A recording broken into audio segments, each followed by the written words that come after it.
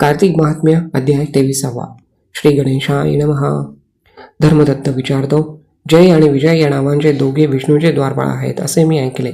तर त्यांना विष्णू सारूप्य मिळण्याला त्यांनी कोणते पुण्य केले होते?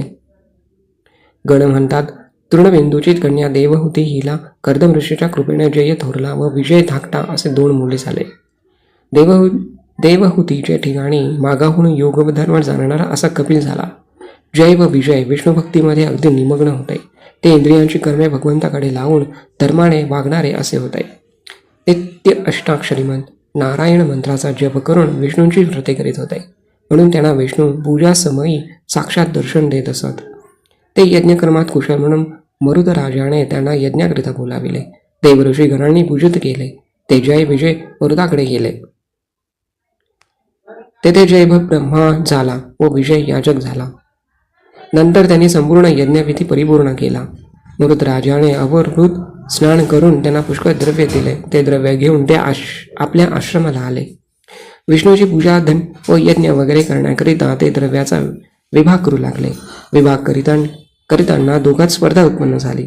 जय म्हणाला, 2 भाग बरोबर करावे. विजय म्हणाला, तसे नाही, ज्याला जेवढे मिळाले तेवढे त्याने घ्यावे. तेव्हा जयाने संतापून लोभी विजयाला शाप दिला की तू घेऊन देत नाहीस म्हणून ग्राह म्हणजे नक्र हो. विजयाने त्याचा तो शाप ऐकून जयाला शाप दिला की मदाने भ्रांत होऊन मला शाप दिलास तर तू मातंग म्हणजे हत्ती हो.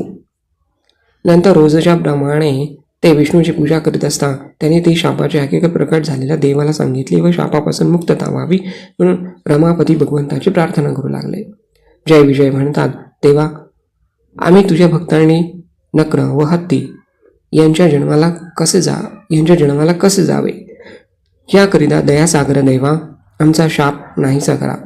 भगवान म्हणाले, माझ्या भक्तांचे वचन कधीही खोटे होणार नाही. ते भक्त वचन मला कधी विरुद्ध करिता येत नाही.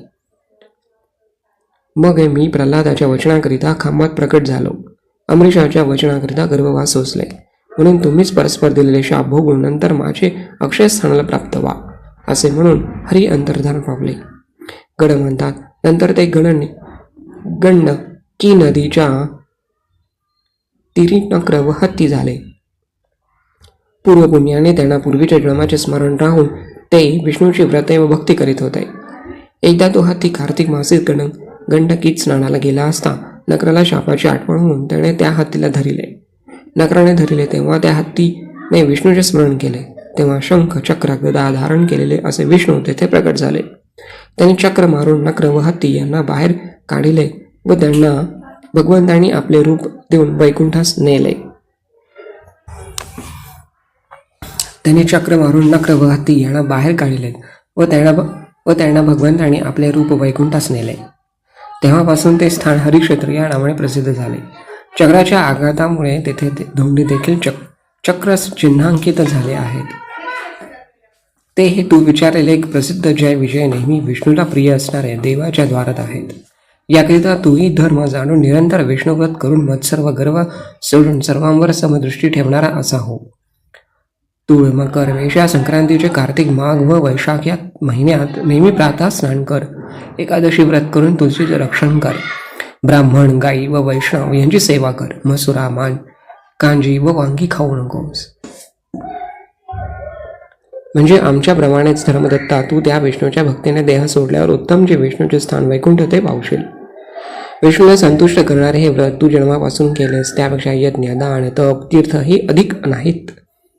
हे ब्राह्मण श्रेष्ठ, तू धन्य आहेस, कारण तू विष्णूला प्रिय असे कार्तिक व्रत केलेस व त्यांचे अर्धे पुण्य कलहेला मिळाल्यामुळे आम्ही विष्णूच्या वैकुंठ लोकी इला नेतो. नारद म्हणतात, राजा, याप्रमाणे धर्मदत्ताला उपदेश करून ते गण त्या कलहेसह विमानात बसून वैकुंठास निघून गेले. प्रत्यक्ष अनुभव आलेला असा धर्मदत्त नित्य कार्तिक व्रत करीत असता देह सोडल्यावर तो दोन्ही स्त्रियांसह वर्तनात वैकुंठास गेला. ही पूर्वी घडलेली कथा जो कोणी ऐकेल व दुसऱ्याला श्रवण करवेल त्याला विष्णूच्या कृपेने हरीची प्राप्ती करून देणारी बुद्धी उत्पन्न होईल. येथे श्री पद्मपुराणे कार्तिक मास महात्म्य 23 चरणार्पणमस्तु.